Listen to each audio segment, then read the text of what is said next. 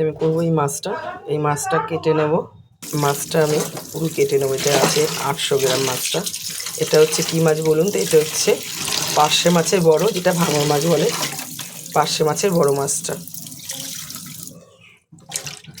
এটা আমি এখন কেটে নেবো পিস পিস করে।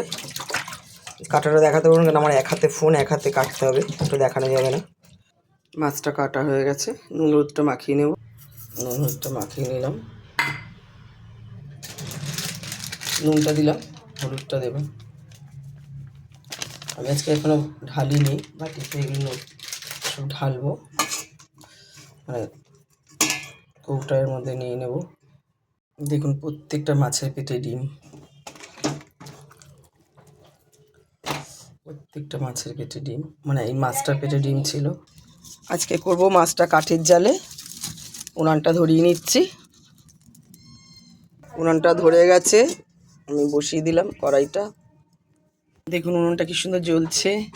দিয়ে দেবো তেল মাছ ভাজার জন্যে। এই মাছটা কিন্তু প্রচুর স্বাদ। প্রত্যেকটা মাছের পেটে ডিম, এই দেখুন।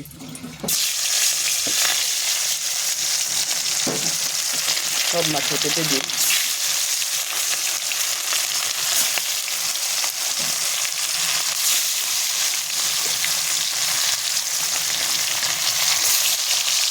যেদিকে ভাজা হচ্ছে মাছটা উল্টে দিন।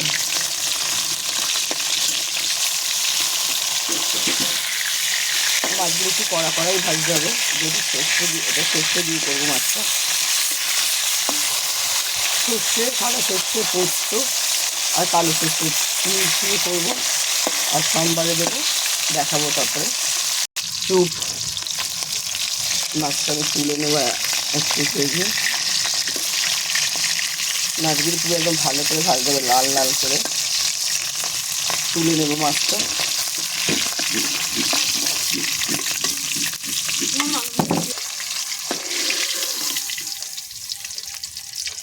হয়ে গেছে এগুলি ভাজা। দিয়ে দেবো মাথাটা আর লেজাটা।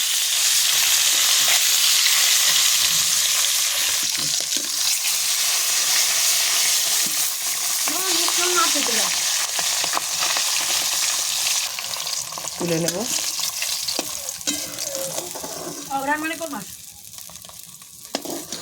হয়ে গেছে। আর আমি সবসময় মাছের মাথায় আমি লাল লাল করেই ভেজে। দিয়ে দেবো একটু তেল,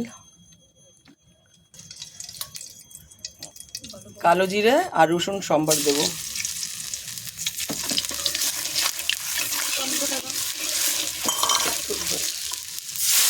দিলাম একটু টমেটো কুচি, রসুন কালো জিরে দেওয়ার পরে দিয়ে দিলাম টমেটো কুচি।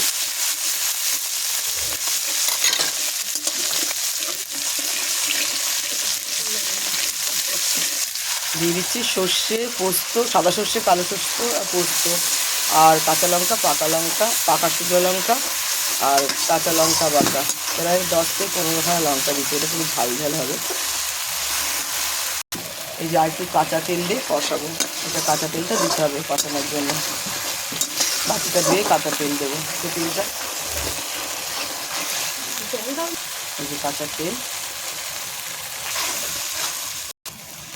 হলুদ দিয়ে দেবো স্বাদ মতো নুন।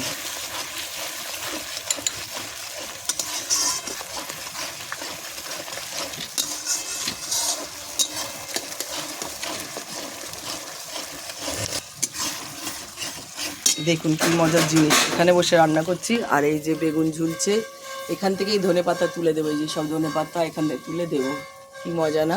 তেলটা বেরিয়ে গেছে, দিয়ে দেবো জলটা। এই মিক্সি বাটি দেওয়া জলটাই আমি দিয়ে দেবো। দিয়ে দিয়েছি জল।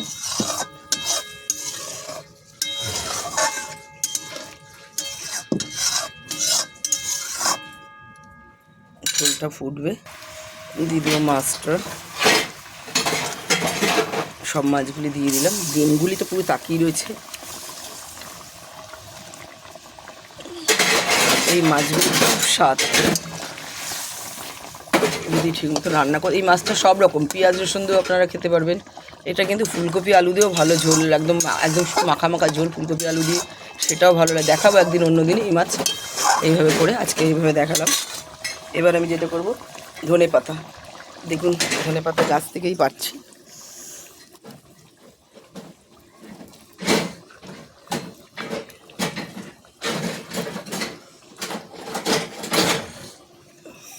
ধনে পাতাটা যেহেতু গাছ দিয়ে টাটকা তুললাম, এটা কিন্তু আমি কাটাকুটি করবো না, এটা এমনি দেবো, ডলে দিলাম। এটা কিন্তু প্রচুর গন্ধ বেরোবে, আর খুব গন্ধ এই ধনে পাতা দেশি, এখন কোনো সার ছাড়া আমার বাড়ির সব মানে ঘরোয়া সার দিয়ে আমি করি।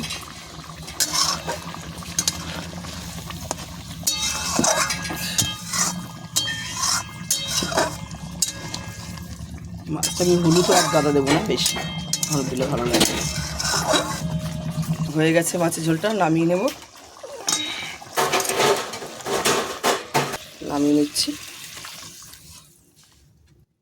হয়ে গেছে আমার মাছের ঝোল, মানে এটা ভাঙর মাছ, আচ্ছা এটা পার্শে মাছের বড় মাছ, বড়টা ভাঙর মাছ।